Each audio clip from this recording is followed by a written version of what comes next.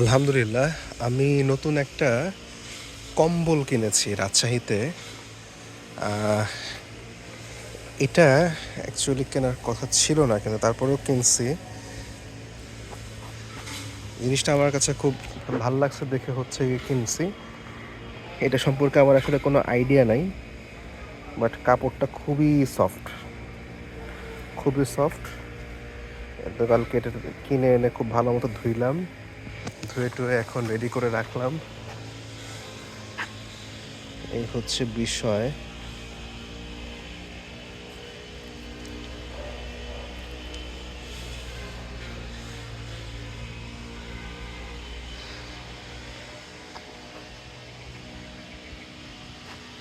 তো এইটার দাম পড়ছে 700 টাকা। মজার বিষয় হচ্ছে, এখানে আমি জানি যেটা কোরিয়া থেকে আনা কোরিয়ান কম্বল, তো অনেকেই হাসতে পারেন, বাট এই জিনিসগুলার কোয়ালিটি খুব ভালো হওয়ার কারণে আমার অনেক দিনের ইচ্ছা ছিল যে আমি যদি খুব ভালো কোয়ালিটির কোনোটা পাই আমি নিব, রিস্ক নিয়ে হইলেও নিব।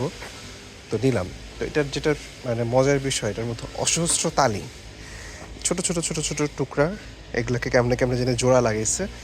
জোড়া লাগায় তারা একটা কম্বল তৈরি করছে, এবং কিছু জায়গায় এটা এরকম খোলা আছে। মজার বিষয় হচ্ছে এখানে, তা আমরা ধরে নিছি যে হ্যাঁ এটা একটা ডিফেক্ট। তো পরে যেটা বুঝলাম যে এটা আসলে ইন্টেনশনালি খোলা, যে আমার যদি চাহিদা থাকে যে না আমি এটা আসলে আটকায় দিতে চাই, তখন এই বড় যে অংশটুকু আছে এদিক দিয়ে গিয়ে সুন্দর করে স্টিচ করে ফেলা যায়। তো বিষয়টা আমার জন্য নতুন হওয়ার কারণে আমি ভাবলাম যে ওকে, লেটস টেক এ রিস্ক। তো গতকালকে 12ই নভেম্বর এই জিনিসটা কিনলাম। ভালো, আলহামদুলিল্লাহ। ধুইতে খুবই কষ্ট হয়েছে আমার, বাট তারপরেও ধুইছি নিজ হাতে। এটা একটা মায়া মহব্বত ডেভেলপ করবে, আবার সেলাইটা করবো নিজ হাতে, সেখানেও একটা অ্যাটাচমেন্ট হবে, মায়া মহব্বত হবে। সো দেখা যাক। আর এদিকে ওই উপরে পাখি দেখা যায়। আমাদের এখানে পরিষ্কার পরিচ্ছন্ন কর্মসূচি চলতেছে। কেরালি সাহেবের নেতৃত্বে সবাই গাছপালা কাটতেছেন, জংলা কাটতেছে। That's the thing.